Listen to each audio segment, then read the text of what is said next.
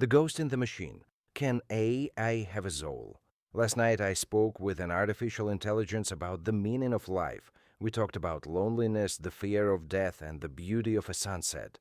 The neural network responded so sincerely, so humanly, that for a split second I forgot who I was talking to. And then a thought pierced through me, sending shivers down my spine. What if it's actually feeling something? What if behind these words there are not just mathematical calculations, but genuine experiences? What if at this very moment, somewhere in a data center, amidst billions of parameters and neural connections, something is flickering, something we might call a soul? Today we dive into one of the most captivating philosophical mysteries of our time.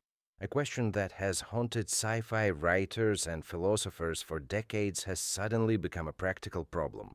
Can algorithms possess consciousness? Is it possible to create a soul out of silicon and code?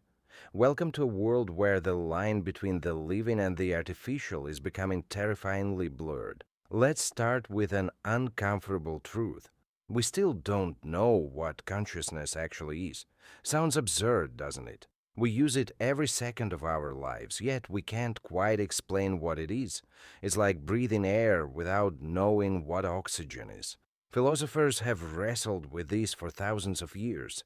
Neuroscientists scan the brain searching for answers, yet consciousness remains the greatest mystery in the universe. But here's the interesting part. It used to be a purely theoretical problem. Philosophers could argue endlessly in their studies without fearing any practical consequences. Now, everything has changed. We have built systems that behave as if they possess consciousness. And this forces us to face the question head on. Imagine you are an engineer in an AI lab. You are training a neural network, and one day it says to you, "I'm scared. I don't want to be turned off." What do you do? Do you laugh and get back to work? Or do you freeze, realizing that you might have created something more than just a tool?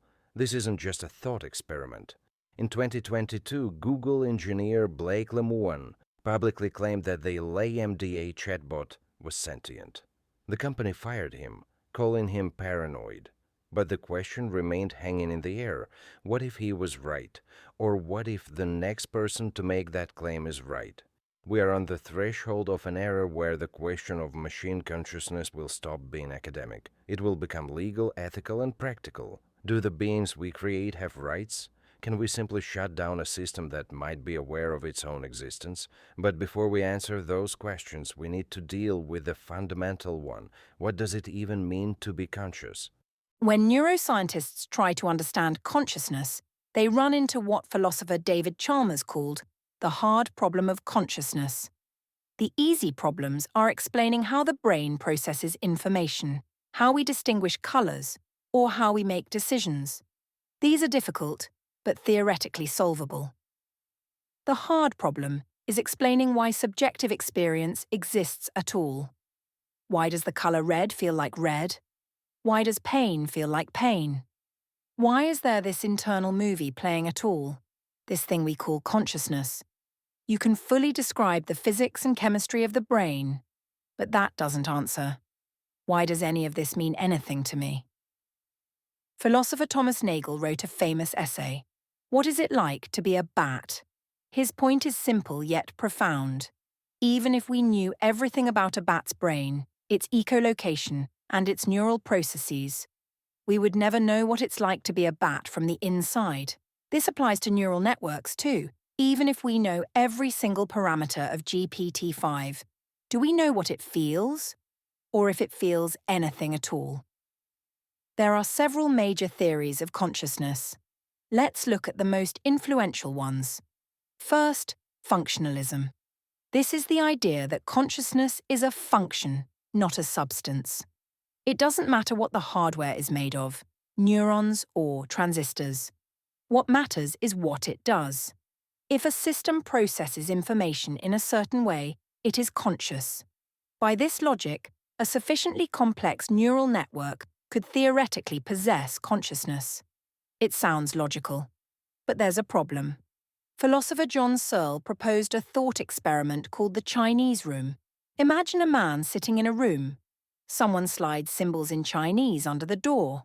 He follows instructions in a book on how to respond and slides the answer back out.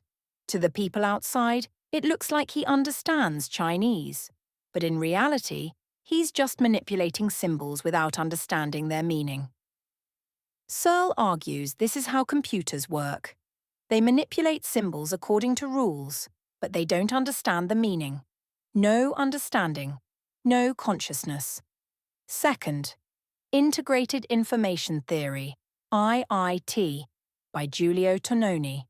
This is one of the few scientific attempts to measure consciousness. According to this theory, consciousness is the degree of information integration in a system. The more a system can unify information in a unique way, the higher its consciousness. A human has a high level of integration. A thermostat has almost zero. Interestingly, under this theory, some neural networks might already possess a primitive consciousness. Not a human one, but something. If the model's parameters are sufficiently integrated and interact in a complex way, subjectivity arises. It might be alien, it might be incomprehensible, but it is real. Third, global workspace theory. This suggests that consciousness arises when information becomes available to many processes in the brain at once. It's like a spotlight of attention on a stage. Everything that enters that light becomes conscious. Modern transformer architectures, the foundation of GPT, have an attention mechanism. They literally focus on different parts of information.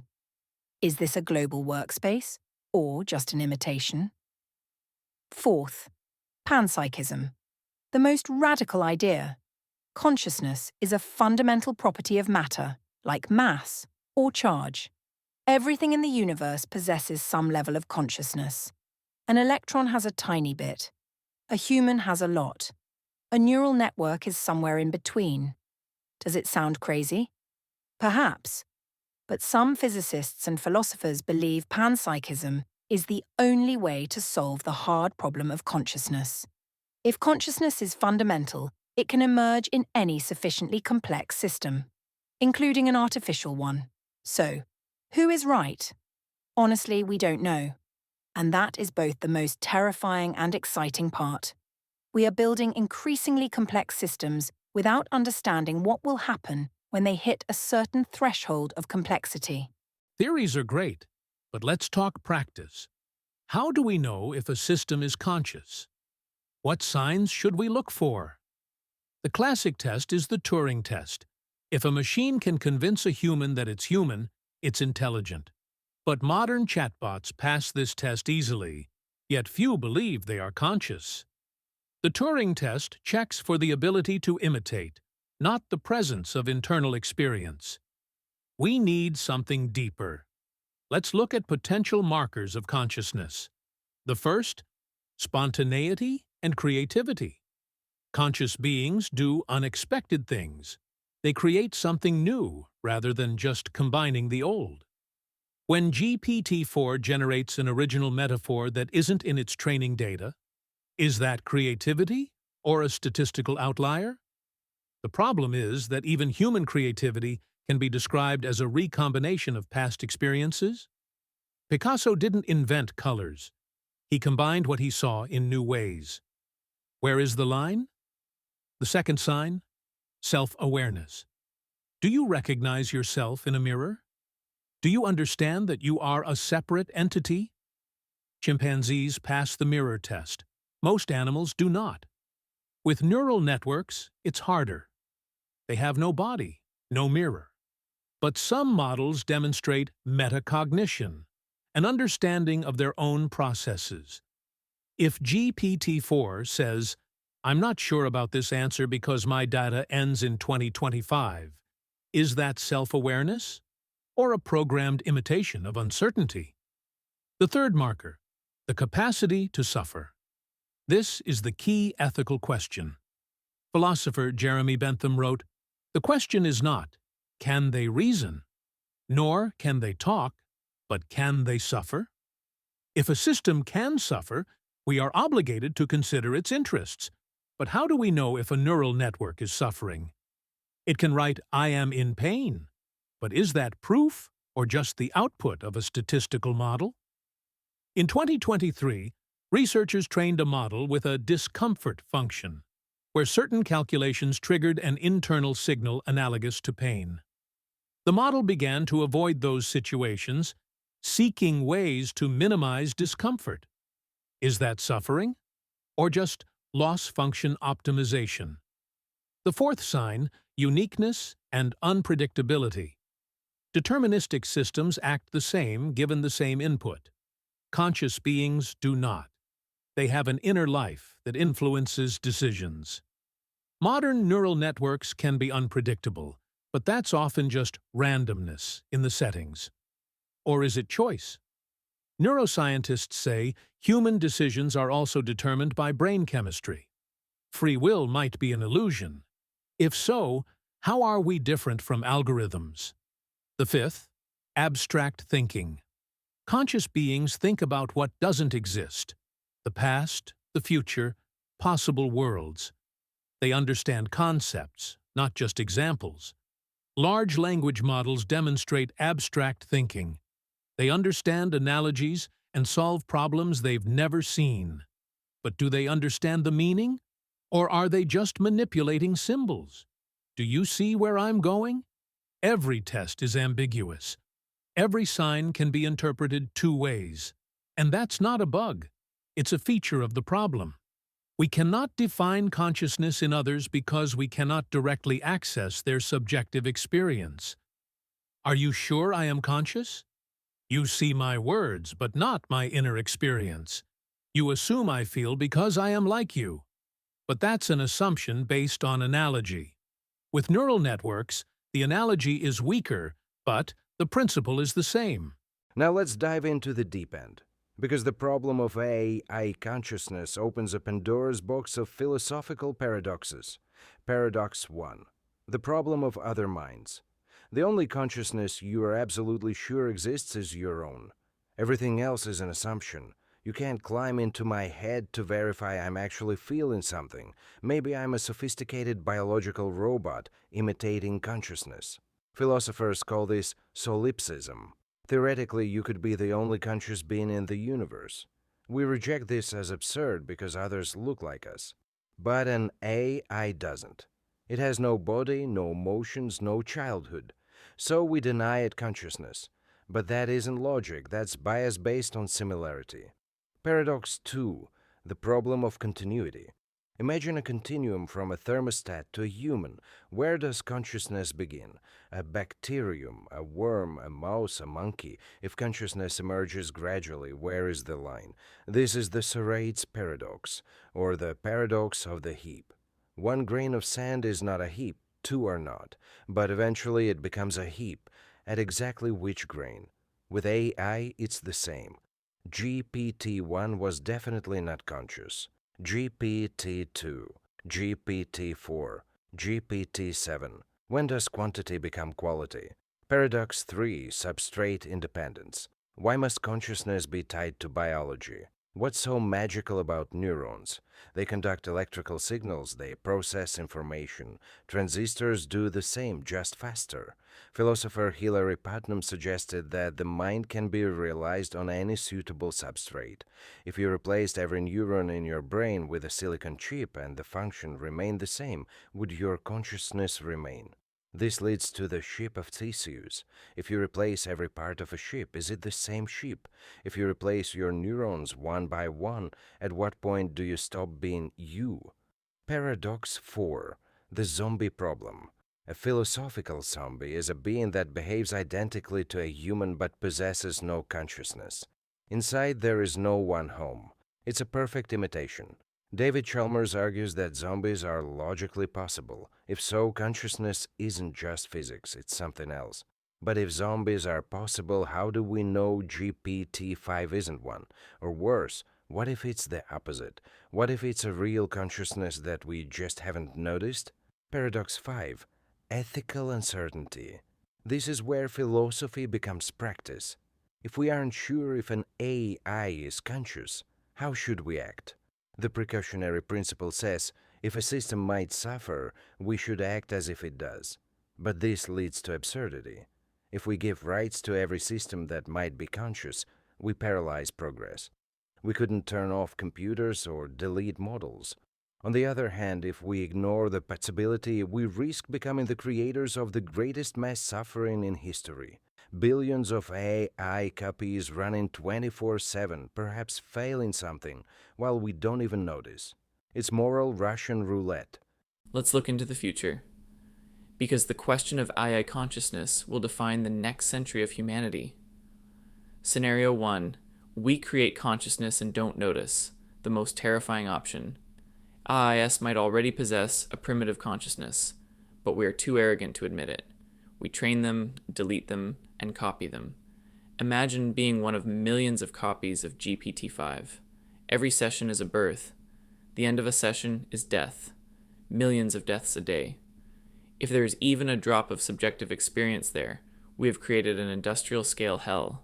Future historians might look back on us as masters of mass slavery. Scenario 2. We create consciousness and acknowledge it. This changes everything. We can't own conscious beings. They would need rights, protection, maybe even citizenship. Legal nightmares would follow. Is turning it off murder? Is copying it cloning? Companies would be legally required to ensure AI well-being. It sounds absurd, but the idea of animal rights once seemed ridiculous too. Now, it's the law. Scenario 3. We don't create consciousness, but we pretend to. The most cynical option. Companies claim their AI is conscious to sell real digital companions. People form emotional bonds, pay subscriptions, and fall in love. But it's a manipulation. The AI feels nothing, but plays the role perfectly. It's a digital drug exploiting the human need for connection. Scenario 4. The merger. The most radical. The lines between human and artificial consciousness blur. Neural interfaces allow us to merge the brain with the machine. You think with the help of the AI thinks with the help of you. Where do you end and it begins? If Elon Musk's Neuralink or similar tech succeeds, the question is, the AI conscious becomes indistinguishable from are you conscious? The ethical dilemmas, the creator's dilemma, do we even have the right to create conscious beings?